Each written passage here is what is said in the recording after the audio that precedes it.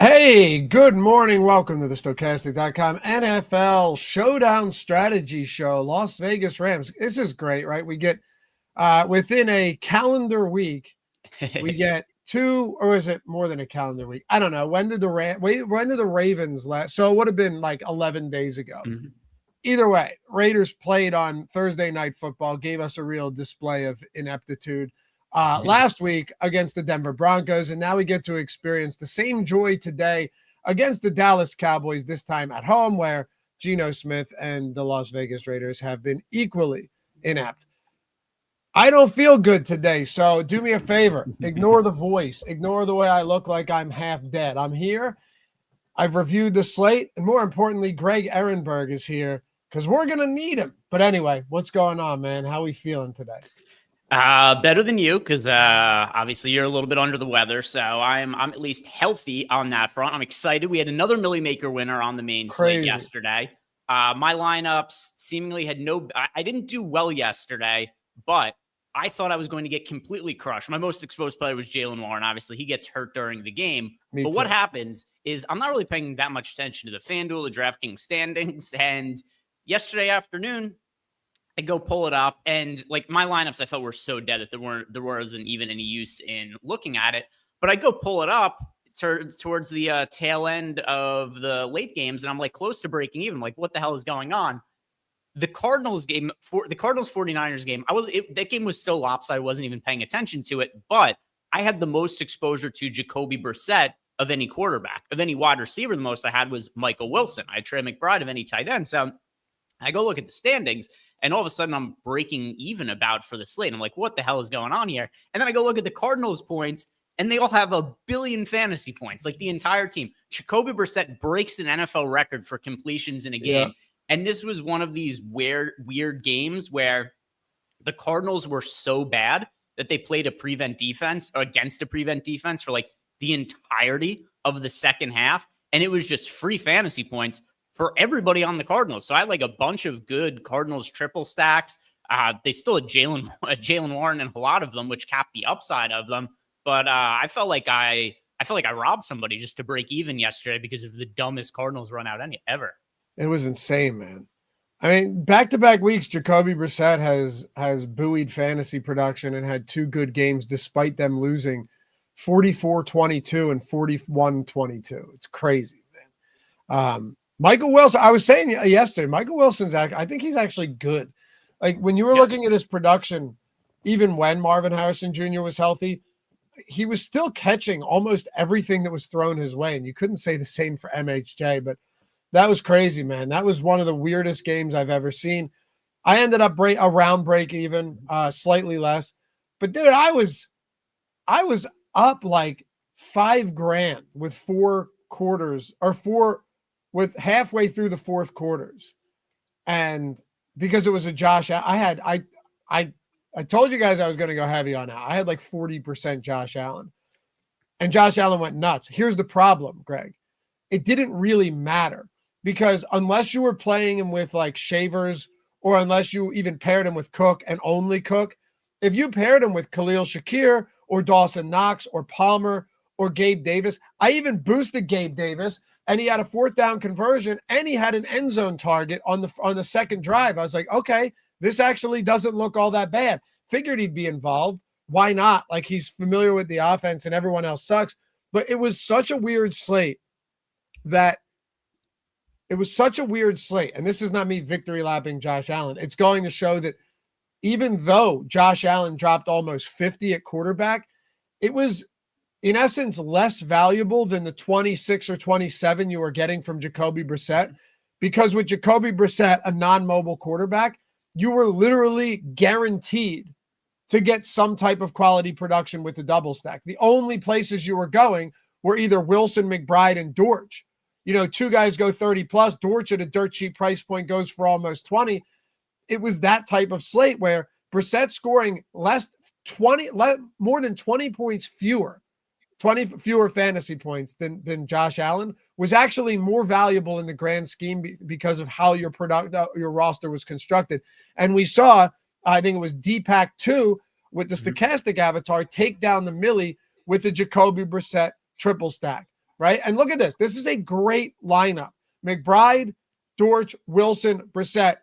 This is why the salary cap's so important. Allowed him to get to Bijan. Aaron Jones wasn't great. It looked like he was going to have a good game. McCaffrey, and then Tetterow and McMillan. It's just, that's the type of build it got you to. So isn't DFS a weird sport where you could get nearly a 50 burger from your quarterback, but he had 3 rushing touchdowns, so it didn't really matter. Because I know I'm going on here, but I had lineups that were in the 190s with legit like zeros from Palmer and a 7 from Shakir. Brutal. Yeah, it was just an easier path to upside with the Brissett lineups. And that's actually, if you look in the Millie from yesterday, it was something like 15 of the top 20 lineups were like Brissett double or triple stacks from yesterday. It was just such an easier path to success because you just had all these other pieces that scored a bunch of fantasy points that fell into place. And then I love this lineup that Deepak ended up building out here.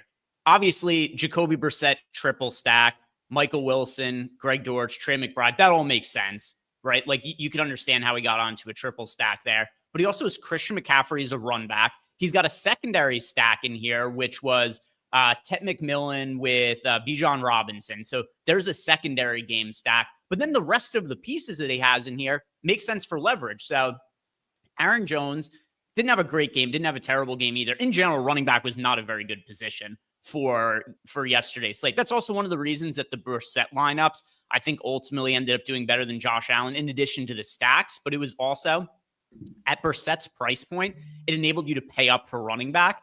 And Bijan and McCaffrey were so much better than the other running backs on the slate, or just the chalk running backs. Not that like Chase Brown was bad by any means, or like Aaron Jones not terrible either. It's just there were such better ceiling games out of McCaffrey and Robinson. So he gets Aaron Jones in the lineup, who served as really good leverage off. JJ McCarthy was really popular. Justin Jefferson sucks, was fairly man. popular. That dude sucks. Yes. He sucks. He does appear to be terrible. And Aaron Jones gives you leverage off of a very chalky Vikings passing game. And then he also had the Steelers defense in there. The Steelers defense was giving you leverage off a really popular Bengals offense because Flacco is fairly popular. Jamar Chase was super popular. So everything in that lineup, I don't know how intentional it was, how much intent there was, if that's just how it worked out, but everything in there correlated or served as a point of leverage. Yeah, absolutely. Yeah. I mean, dude, I look back on it, and we're going to get into Monday Night Football right now. But Greg and I, we got to do some form of a recap after such a strange week. I was going back and forth with Ben yesterday. He ended up getting a nasty migraine and didn't even get to watch the 4 p.m. games. I said that might have been for the better, but I was, like Darnold got picked off 4 times. But my God, JJ McCarthy stinks, dude. I've had enough. Maybe he'll pull a Baker Mayfield or a Sam Darnold down not yesterday, Sam Darnold, but the maturation process over the last 15 years of Sam Darnold, or Jacoby Brissett, and have some quality games down the road. But I was pretty upset about that. Yeah, I got to a lot of Josh Allen and a lot of Brissett, but my 3 most exposed quarterbacks, one of them was JJ McCarthy in that same grouping. And I mean, it was brutal. He sucked yesterday. He's been terrible all year. The Vikings also may have significantly screwed up their team by letting Sam Darnold walk, because I just look at how Justin Jefferson is reacting to JJ McCarthy on the sidelines. I think he might be asking out in the offseason, and that would almost entirely be because of JJ McCarthy. This is a team last year that went 14-3. They had some of the best odds to win the Super Bowl heading into the postseason. And I know the narrative coming out of that is like, oh, well, they can't win it was one playoff game. They lost. Also, they got completely screwed on the seeding last year because they go 14-3 and they still have to play on the road in the first game. But they went from a 14-3 team to one of the least watchable. Also, with all the pieces on that offense, that should be a really fun offense to watch at the very least.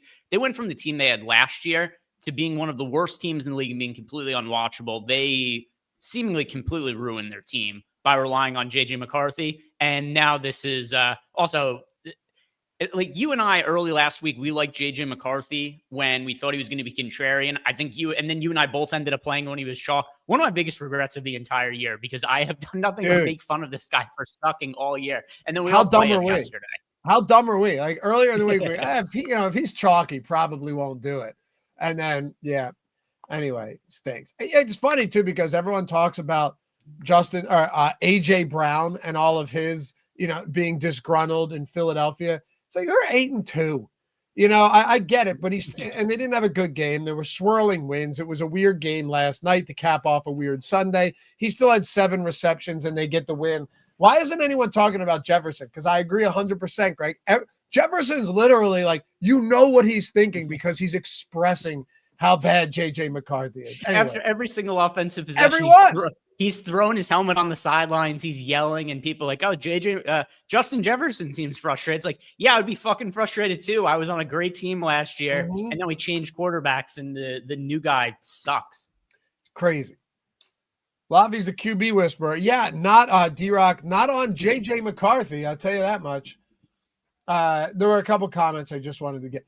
Derek, Lamar sold me on $1 million. I mean, I don't know about $1 million, but he stunk, dude. That Cleveland defense at home is remarkably good. I've now only lost one bet on Cleveland this year, which is good because I lost on Kansas City and that Atlanta team. You want to talk about a disgrace, the Atlanta Falcons as well. I might not even want to do this show today and just talk shit on all these guys because I'm joking. Teams in general. I'm not going to do that to specific players. I actually can't stand when people do that. Rodney, Lavi, atoning for your sins worked. Had my second best DFS day after my daughter was baptized. Love it. All right.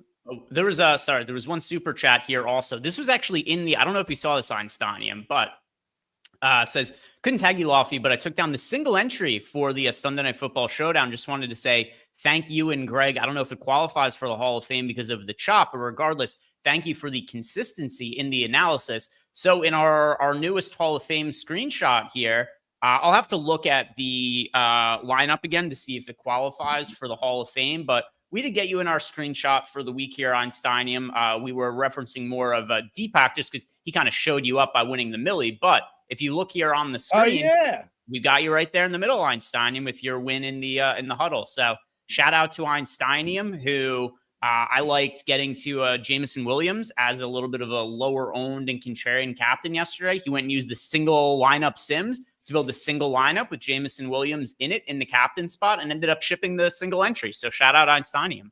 Hell yeah, man. Congrats. All right. And then last one, Mr. Digo Blue. This is our boy. He's been around a long time. If I was left to my own device, I would have sprayed and prayed on the cards. Trusted the Sims, had 100% Wilson. Turned out to be a very profitable day. Love it. All right. And this last comment is going to direct us directly into the show. So hit that thumbs up, subscribe. Atone for your sins this morning. Subscribe to the channel. It's free. And leave us a comment down below if you're listening or watching after the fact. Of course, podcast listeners, I always try and make this show, as listenable as possible for you guys. Read off the comments, read off exposures and all that stuff. So if you appreciate it, leave us a rating and a review over there. It goes a long way. All right, John, this is a fun way to start the show off. I think this is the elephant in the room. Bauer's price is low, but the Cowboys have only allowed roughly 7 fantasy points to tight ends this season, and there was with horrible linebackers. They now have Overshawn back and Wilson. Here's the thing, though, John. Brock Bowers isn't a tight end, so I don't really think it matters all that much. When you look at where he's lined up since returning 2 weeks ago, he's in line 18% of the time. He's lined up wide almost 30% of the time and 54% of the time in the slot. So he's just like, Michael Mayer is out there playing a ton of snaps. Like Michael Mayer is your traditional tight end now. That's just the way it is, right? So you look at Mayer's snap counts, 83%, 62% over the last 2 weeks. They're running a lot of 12 personnel, but not in the traditional sense. I mean, it really aren't. So I don't look at Brock Bowers, Greg, as a tight end at this point at all. And as a matter of fact, the $8,000 price point makes absolutely no sense against this Dallas defense. Should certainly be higher. And yeah, you look at the snaps that you were just referencing the last couple of weeks. Brock Bowers has played 83 and 81% of snaps. Michael Mayer's played 62 and 83% of snaps. So you could really look at Michael Mayer as tight end. Brock Bowers, sure, still has the tight end designation. Actually doesn't even matter for Showdown because everybody's either flex or captain. So the position really becomes irrelevant for the purposes of this. But yeah, Brock Bowers' price point is wrong at 8K. Like it's completely wrong at 8K. Are his prop numbers even all that much different from CeeDee Lamb's? Bowers right now, I'll tell you, because I can pull it up. I already have it right here. I would imagine CD's got a little bit on him, but I can't imagine it can't be that much. All right, here we go. So total receiving yards, we have Lamb at 87, Bowers at 75. So yeah, I mean, it is definitely higher, but he's 75 and a half receiving yards. I don't take much away from last week at all. Like, I think the better example here would be Pickens, dude. You know, Pickens has a 65 and a half receiving yards prop, and he's $1,000 more expensive than Brock Bowers. To me, that's the one that's like, whoa, okay. So George Pickens in this spot is 1K more than Bowers with a 10-yard lower prop. Last week was weird. It was Denver. They're going to go in, and they're clearly going to do what they can to take Brock Bowers out of the game. He got sprung loose on one, had a 30-yard reception, and that was it. The game prior to that, in a much more forgiving matchup against Jacksonville, he had 12 for 127 and 3 touchdowns. I'm not saying we should be projecting him for that, but I think last week is clearly the outlier for a guy who's healthy now and is far and away the best option on this team. And now they have no Jacoby Myers either.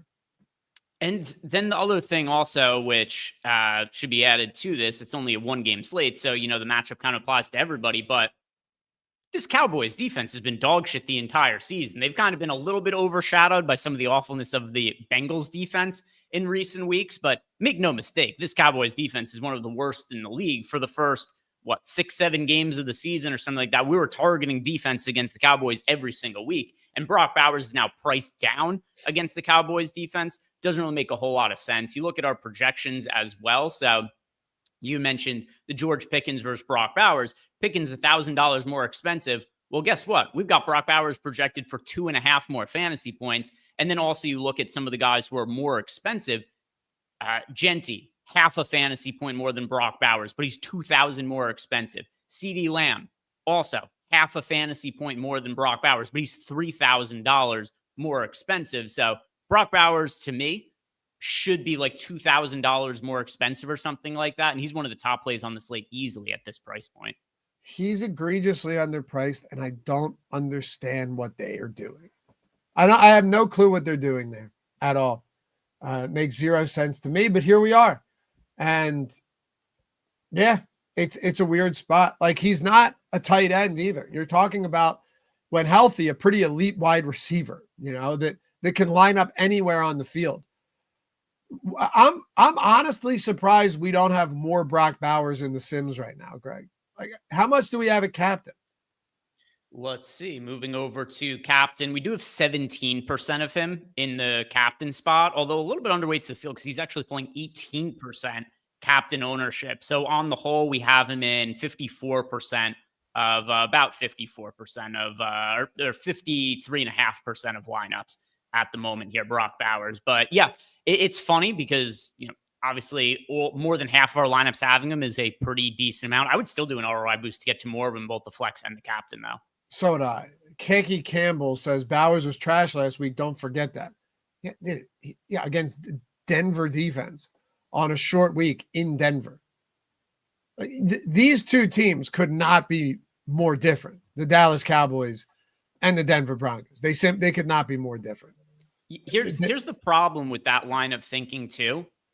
They scored 7 points as a team last week, the Raiders. So not saying that, like, I'm kind of inferring a lot from here, but if the point here is that, well, he was really bad last week, therefore maybe we don't want to roster him for this week. Here's the problem with that line of thinking. That would then apply to every other player on the Raiders as well, because they scored 7 points as a team. Yeah. Then you start to look at it, it's like, well, who was bad against the Broncos last week? Geno Smith, can't roster him.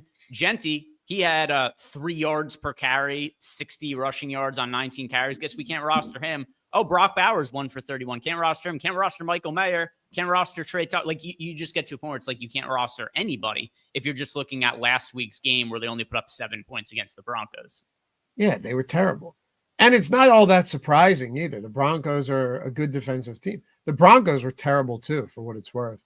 But no, I mean, Bowers at that price point, it's just the biggest mispricing on the slate. I don't understand it. DraftKings had the wherewithal and the foresight to price T. Higgins up north of 7,000 this coming week because of what appears to be an impending suspension for Jamar Chase. Like, they went and priced them up.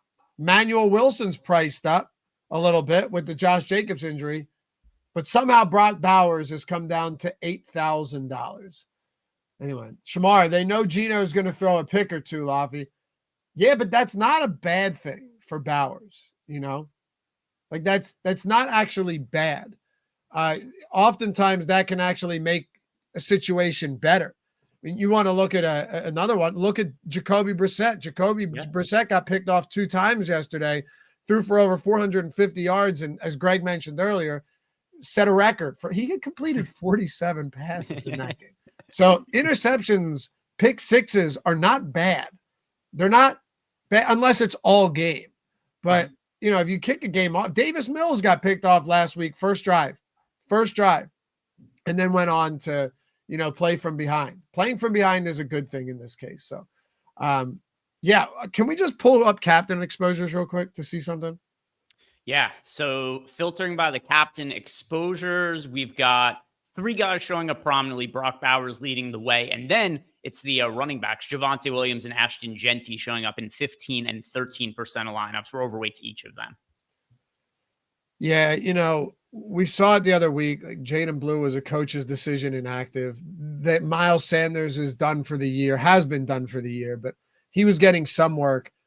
It really does appear that at this stage of the game, they're going to give Javonte Williams as much work as he can possibly get. I don't know what's going on with Malik Davis. Is he, because if they brought him up one more time, they were going to have to keep him on the active roster. Did they? Because they're coming off a bye week, right? Yeah. If he reverted back to, let's see, he's not claimed by another team, and now he's back with the club's practice squad. I'm pretty sure that if they bring him back up, that he's going to have to be signed for the rest of the season. I'll check our projections to see who we have in right now.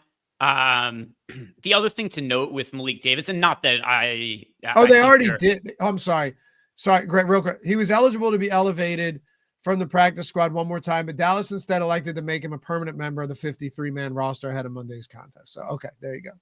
All right, cool. So I'm checking our projections to see where we have these guys at. But the other thing I was going to mention too is even when Malik Davis was up the last couple of games, they still were just like, Javonte Williams is our guy. So the last couple of games, 2 carries from Malik Davis against the Broncos, 1 carry for him against the Cardinals. So it seems like they just trust Javonte Williams to be the guy for them.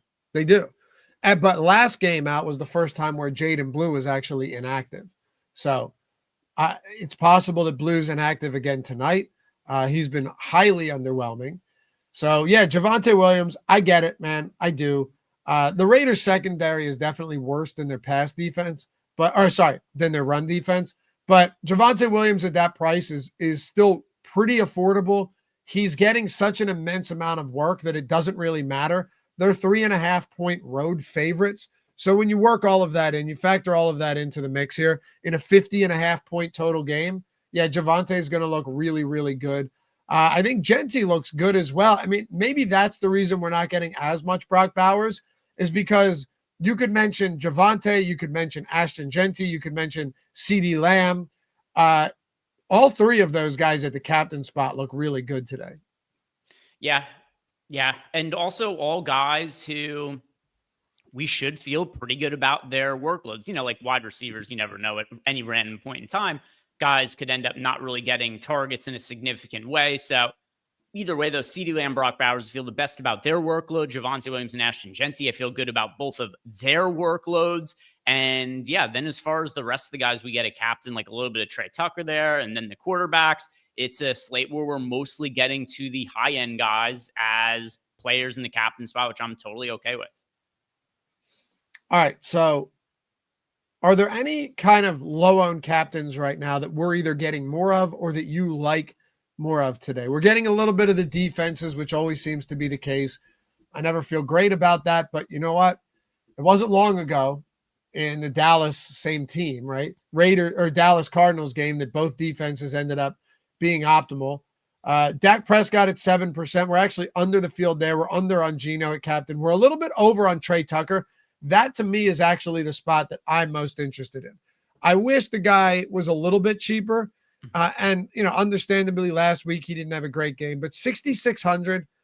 Again, I know the target share doesn't look great, but he kind of was one of Geno's preferred options over Jacoby Myers. I know Bowers was out for a couple games, but Trey Tucker to me is the type of guy that has that breakaway speed potential that can put up big numbers. And if he's capable of doing that at 6,600, getting only 4% at captain in a game with a 50+ point total that could shoot out, I do actually not mind that. And I really don't hate that we're getting 7% right now in the fields at 4%.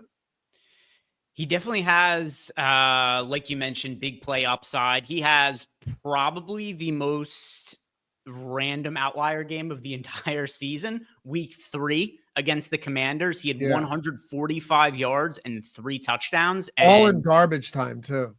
And on that slate, too, he wasn't popular or anything like that, but I think he was like 1 or 2% owned, which was enough ownership for it really mattered for large field GPPs.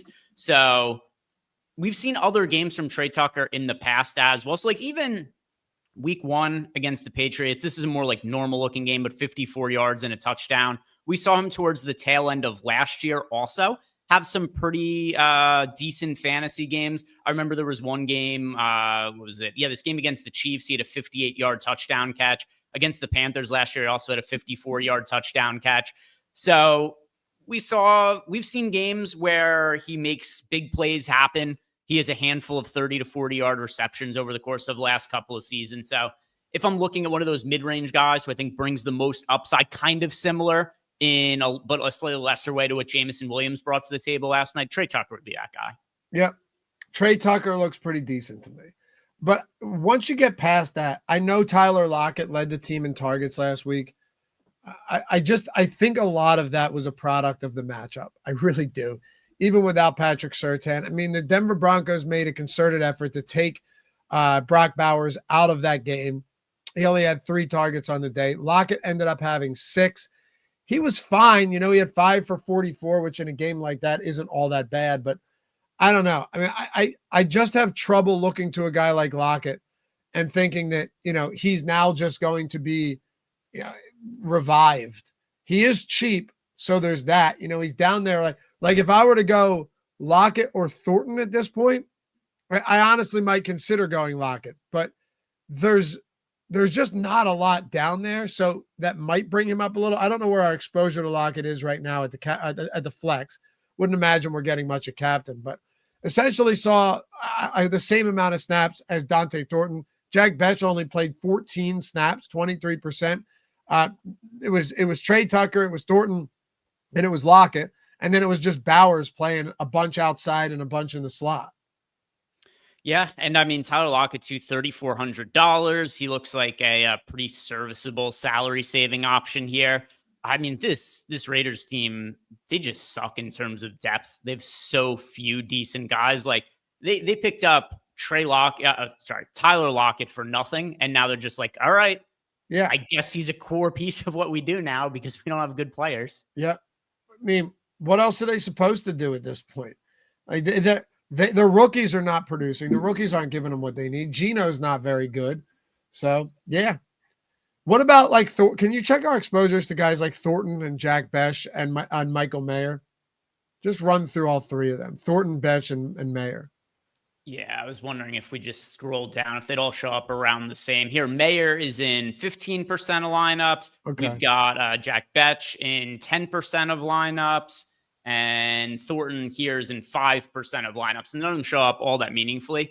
Not that it makes a big difference because I don't think there's a ton of hope for all these guys. But to me, the Raiders season is already done. They've got these young wide receivers who haven't had that much chance to play this year. Even if they suck, I would still think there's more value in just giving them playing time instead of bringing in a veteran like Tyler Lockett. Like, who gives a shit if the team sucks the rest of the season? But yeah, whatever. Tyler Lockett, 57% of snaps last week. It looks like he's going to play a significant amount. Yeah, and if nothing else, there is a relationship there, not just with coach, but with quarterback as well. So that maybe there's something to be said there, that there's just a familiarity. I still like Trey Tucker over Tyler Lockett. I think the ceiling is higher, but Tyler Lockett is half the price around of Trey Tucker. So yeah, I get it. And I'll tell you what, as much as I don't love going to a guy like Tyler Lockett at 3,400, I'd still prefer him over Thornton and over Betch, even though those guys are cheaper than him. I think he's still probably the better option today. And they're using him. He's out there as much as any other receiver. So, that's not true. Not as much as Trey Tucker, but targets per route run was pretty good last week. It's gross, but I think you have to consider it. Are we getting to any, or are you looking to get to any like legitimately cheap guys with significant exposure? Not ownership, but like sub 4K. Are there any guys out there today? It might be Lockett that we're getting the most of that isn't a defense. And I'll probably tamp down defense exposure a little bit. So if we're talking under 4K, Lockett for sure. He played more than half their snaps last week. He's still relatively cheap. Like you mentioned, he's got a history of a pretty decent rapport there with Geno Smith. People brought that up in the chat as well. So him, and then as far as other guys go, I'm willing to take shots on some of these other cheap guys, but not in a meaningful way, which I think was more your intent of the question. So am I okay with having, 5% of Jack Betch, or maybe getting to 10 to 15% of Michael Mayer, something he's actually 4K. There's other guys who show up in the Sims a little bit, but the only one I actually would consider somewhat of a priority is Tyler Lockett. Which is terrible. Richie, did Geno play with Lockett in Seattle? Yeah, man. Yeah, I don't know how many years, but definitely. I think they were on the same team for 5 or 6 years. Not that Geno started all of those years, but yeah, I think they were on the same team for a long time. Let's see. They were on the same team for 5 years. Yeah. Geno started 3 of them. Yeah. So, they clearly have a rapport. Sir Mackey loves pie. I woke up too late for McDonald's breakfast. Tell you what, I don't do a lot of McDonald's, but I got McDonald's breakfast a few weeks ago. Man, it's good. But I get 2 sausage, egg, and cheese McMuffins and a hash brown. I should have got 2 hash browns. You never do McDonald's breakfast, I assume. But if I'm out in the morning and I got somewhere to go and I pass one, it calls me. I could smell it from 2 miles away, and I can't. The car drives me there, Greg. I have no choice. I'm a little curious on this now. When do they also, this is a general sad statement in life. No offense, Sir Mac, if you're just boy, my days, I woke up too late for the McDonald's breakfast. I overslept them. But what time? It's only 10:30 a.m. Eastern time. What time do they turn off breakfast? It's pretty early. And then so if you show up at McDonald's at 10:30, the only option is a burger? Yeah, I think there you go. Richie knows 10:30, he says. Okay. I think some McDonald's, I believe, have all day breakfast they used to, they used to, but I don't know. And I believe Richie and Sir Mackey loves pies can correct me if I'm wrong here. I believe on the weekends it's 11 o'clock. I believe. Okay. Yeah. Yeah. That seems very, because I don't think of, if you're going to McDonald's, I don't think you're somebody who's up and at 'em super early in the morning every single day. That's not true. But to cut at 10:30, they can't serve breakfast until you show up at 10:35 and they're a hard cutoff. No more Egg McMuffins here. No, but I think you got a ton of people that are commuting every day that stop at McDonald's because people love McDonald's coffee. So they go and then they get some breakfast treats. Yeah, but I'm sure there's a lot of people too who would still get breakfast if it was served at 10:45. I don't know. Benny Hernandez, they actually do that. If you were there a minute late, which this is per at least what Benny said in chat, you show up a minute late and they're no breakfast for you. Because the computers, I think they say their ordering system and their computers and everything. Jay Hare says it really is the hardest cutoff time in the country. Yeah. Yeah, you get 10:31, and they shut it down. Duke Films, right. The Big Daddy scene. Exactly. Yes, that's right. It is a famous scene in Big Daddy. But I don't know, dude. Their breakfast is actually pretty delicious. And if I'm out that early in the morning, I'll definitely stop. It's so good. All right. So back on track here.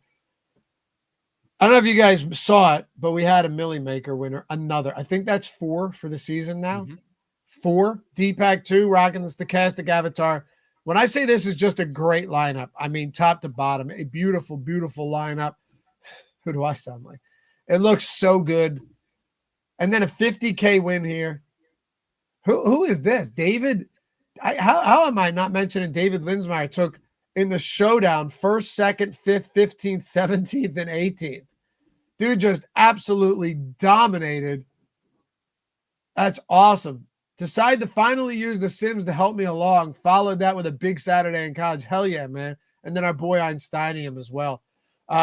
Greg, we usually always run promos every time somebody wins a milli. The problem is we've had too many of. I'm serious. We've had too many of them that we can't run another promo for a milli. We just can't do it right now. But seriously, I would have loved to. I would have loved to have been like, all right, let's slap it. But we just did one like a week or two ago. And, if this continues happening at this rate, we'll just simply go out of business. So if you guys do want to get the tools for free, you can still do it. You can still do it. Just use the link in the description. Sign up with any of our sportsbook partners, right? Or pick 'em partners or sweepstakes books like Onyx. It's available in 40 plus states. Greg, is there any easier way to click claim offer, make a deposit of $5 or $10, and then email us, follow these 4 steps to get your free months of the Sims, and you can stack as many as you want? I mean, I say we're not running a promo, but we're constantly running a promo with this one right here. Yeah, and I mean, there's some people can't even count this high, but 4 Millie Maker winners this year. I think we had another 5 last year, and it's also been like 3 in the last 5 weeks or something like that, 3 in the last 6 weeks. To what Lofty said, yeah, we can't just have like a permanently running discount on all the packages on the site, but hopefully we get a Millie Maker winner every single week the rest of the season. Also, like Lofty said, we do have the standing link join offer here. So if anybody wants to use the tools and have a chance, or the best chance to win a Millie Maker for themselves, just sign up to that link down below. For each one you sign up for, you can get 1 free month of Stokastic NFL Core Sims access. Straight no-brainer if you haven't done it yet, guys. I'm letting you know.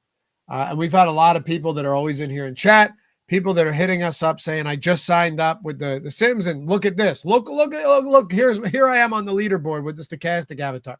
It's awesome. So just make sure you email us at support@stokastic.com with your screenshots. Tell us what you want. If you sign up for 3 of these books, you literally get 3 months of the Sims. And you can mix and match sports as well. You want NBA, MMA, and NFL, you got it. It's that simple. All right. So let's talk about some of the builds that we're coming up with here. Unless there's any cheaper guys you wanted to talk about. Like there's the Flournoy guys, Dylan Lobby, and these type of players that I just simply don't think we need to get to a ton of. You've seen over the last couple of weeks, Raheem Mostert's getting a little bit of opportunity. I mean, Dylan Lobby is basically not even playing. He hasn't played a single snap since week 7. It looks like Raheem Mostert is someone who, I really don't have much interest in getting there, especially at 2,400, but he might get spelled a target or with a target or 2. But really, you're talking about significantly minimal upside in a spot like this.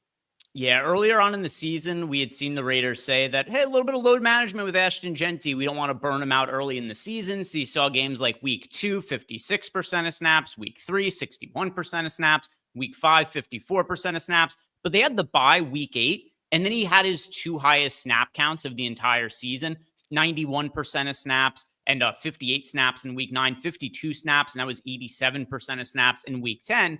And as a result, Raheem Mostert the last 2 games has only played 9 and 13% of snaps. That's 6 snaps and 8 snaps the last couple of games. that's really limited opportunities. Ashton Genty, they're giving him that workhorse role, it looks like, down the stretch of the season. Maybe the last couple games when they're completely out of it, they kind of pull the reins back a little bit on Genty. But for now, he's playing so much that it's making all of these other guys pretty unplayable. Like you mentioned, Dylan Loud, zero snaps each of the 2 games since coming out of the break. Zamir White, he hasn't played a snap since week 3. So yeah, it's just Genty and Mostert are the only guys playing snaps. And even then, it's really just Genty. Pretty much, man. I'm looking at props right now, and I'll put this up on the screen for you guys. So let's take a look together at props for this week. So you've got at the top Lamb 88. I mean, I'll go to rushing plus receiving in a minute, but Lamb 88.5, 89 in some spots. Bowers looks good. Pickens is fine, but I think he's actually overpriced, even though Pickens is just so good that the 2 touchdown game is always in play. Tucker 43, 44.5. Ferguson 35, 36. He's taken a huge hit since Lamb came back. That was to be expected. All right, so here you go, Greg. Lockett's at 28.5. I'm just using DraftKings for now to make it simpler. Michael Mayer is not far off. Michael Mayer is actually higher on FanDuel than Lockett is, so that's interesting. Genty 16.5, Turpin 15.5, Javonte 11.5, Thornton 11.5, Jack Bash, Flournoy. Those guys don't even have anything yet. So that's what we have at the receiving yards. Rushing yards using the OddsShopper free live odds screen. Javonte 75.5. See, that's a good number today. Genty 65.5. Prescott 10. Gino 8.5. And then you're not going to get anything for those kind of secondary options. The other thing I wanted to look at, Greg, was just where are we at as far as passing yards go? 258.5, 233.5 for Dak and Gino, respectively. Pretty big gap there. Not crazy, but for 2 guys that don't run, that's a pretty decent gap. That's also a relatively low number for Dak. Gino, just considering the matchup, because I'm just going off memory, but of quarterbacks who aren't like a Justin Fields type who are primarily running the football, I don't really remember guys having yardage props as low as 231.5 against the Cowboys. I guess you're right. Maybe, and it's a 50.5 point total. Yeah. Yeah, it's really weird to see some of these props because outside. Go ahead. I was going to say, with the total, it almost doesn't make sense because I presume Genty doesn't have a very high rushing prop either. So it's like, all right, if we're just setting low yardage props for all of these players, but the total is 50.5, like where are the points expected to come from if it's not from the passing or the running game? Exactly. Both Genty and Williams have 17.5 rushing attempts prop, which is interesting. Like Bowers and Lamb both have 6.5 receiving yard props. The over's juiced on Lamb, but still. Very interesting. What's rushing plus receiving? Here we go. Javonte's at 92.5. 92.5 for Javonte Williams. 87.5 for Genty. And then, do you want to take a guess on touchdown props for Genty and Williams without looking? They have to be minus money just considering the spread. You're right. Williams is minus 175. I meant the total, not the spread. I know what you meant. Williams minus 175. Where's Genty at? Bowers is even money and FanDuel minus 105. So yeah, then where's Lamb at? I'm just pulling it up on FanDuel right now. Lamb's a plus 115 on DraftKings, plus 105. So Bowers actually has shorter odds to score than everybody not named Genty and Javonte Williams today.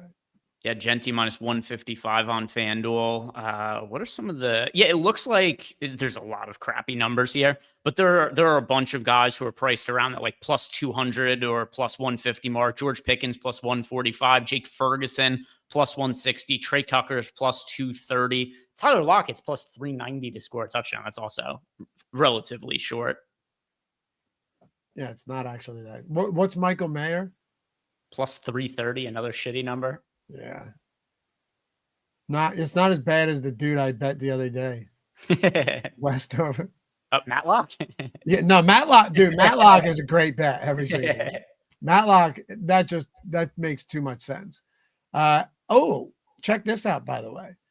And then we're going to take a look at the lineups that we've got, the lineups that the Sims are giving us right now, and we will talk through that. But so over on Tails, you have the expert picks for free, and you have the Explore page where you have trending topics, right? Monday Night Football, our boy Jazra said a little cold streak for the bet of the day. What is he doing for? Oh, he likes Pickens. Over 64.5 receiving. Huh. I could get behind that because what was the number I got? Do I have a better or worse number? I also bet Pickens over receiving yard prop. I have him at 63.5. I've got a couple of bets I placed for this game. I've got Jake Ferguson over 33.5 receiving yards, and I've got George Pickens over 63.5 receiving yards. What's your thinking on those guys?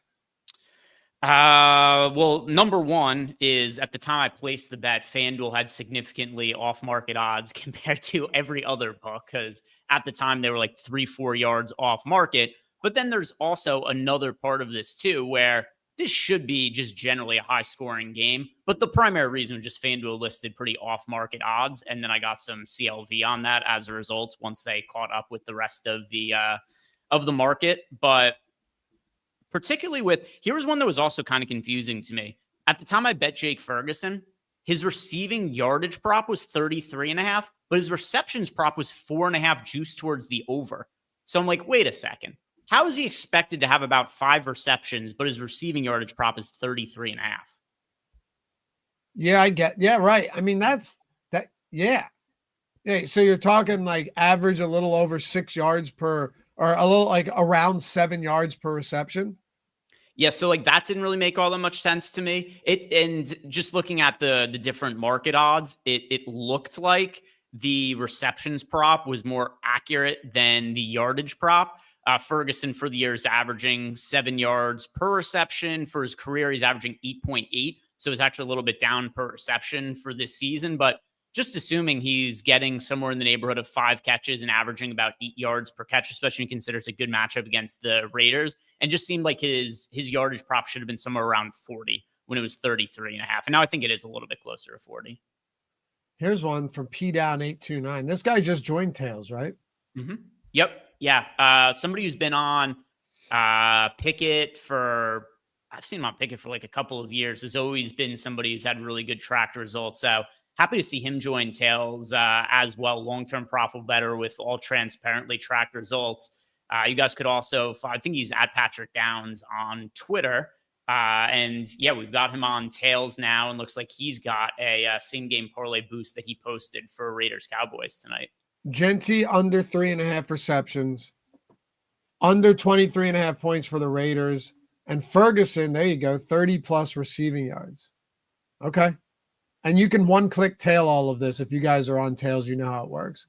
So you just tail it, bang, right there. Find whatever spot you're looking for. Any book you want, click tail, and it'll bring you over there, and you can tail this bet immediately. And shout out to all of you guys who have been nice enough. And maybe you did it because you like it, but to rate and review the app. If you have the app, leave us that rating and review. It's awesome. It goes a very long way, and we appreciate you for it. I woke up this morning, a lot more reviews, a lot more ratings. We're getting there, man. Thanks to you guys. So if you love it, and if you're not there, go check it out. Create a free account. We're not going to ask you for a credit card. You just create a free account. Follow the people you want. Turn on notifications. Sweat some bets with us. It's a great time, especially with this football and basketball overlap. Even some hockey betting. We got some sharp NFL, NHL bettors too. We've also got one more super chat for us here. It's from Tiffany. It says, let's all blame Ben, because if you go back to where you're going over all the teams, Ben says, I don't want to even talk about Carolina. JK, nothing but appreciation for all of you. Matlock next week. You're muted. You know what? Yeah. You know what, Tiffany? I'll tell you what. I think next week will be the Matlock week. So I appreciate it. We already had the Matlock week. Schefter just reported that Penix may be out for the year as well. So we'll see what happens there. I mean, Kirk Cousins, that's brutal experience. I don't know what happened to him. He fell off a cliff very, very quick. All right, so here's what I want to ask you. We got a couple minutes to go here. I don't want to say this slate is cut and dry because no showdown slate ever is. Number one, what do you do with kickers on a day like today, especially knowing that you've got, arguably the best kicker in the world on Dallas, which is always something that is going to stand out. You got Daniel Carlson in Las Vegas. I do think, anytime you look at Brandon Aubrey and you say, well, all right, he's 5,400, which seems about reasonable. I ran the Sims, 25,000 field, got 27%, pretty much around the field. Mm-hmm. I don't think it's all that crazy. He is that good. They're playing in a dome, Greg, which is also going to benefit a guy like that. If there's a 65-yard opportunity, Brandon Aubrey's kicking a 65-yarder. It's just that simple.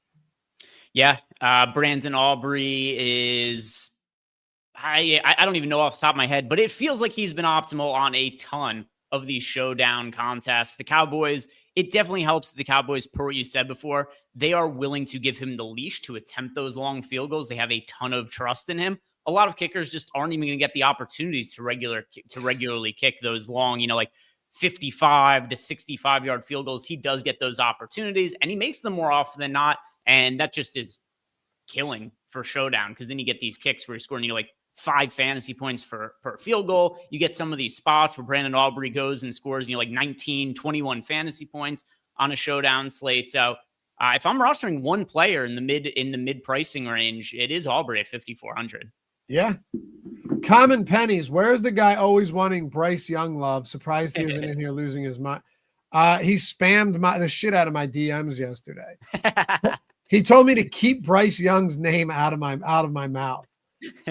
And then I asked him where he was last week when they scored 7 points against the Saints. And he essentially said, well, that doesn't matter. It's a new week. So if nothing else, I appreciate his dedication. Yeah. Keep Bryce Young's name out of your mouth. I like the idea of somebody just being a Bryce Young truther who's just, and I'm still one way or the other. I don't know if Bryce Young's going to be good, bad, somewhere in the middle. He's at times looked really good. At times he's looked really terrible. I don't have a strong opinion on where he's going to be in the future. I mean, I kind of feel the same way about CJ Stroud at this point too. I don't even know who I'd prefer between Bryce Young and CJ Stroud going forward between those two guys, when that seemed really clear cut a couple of years ago. But either way, I just think it's funny to have a somewhat random play like that somebody is hardcore, just all over, standing on Twitter and messaging people who've ever said anything negative about Bryce Young, which is pretty much everybody. He just loves him. So, anyway. All right.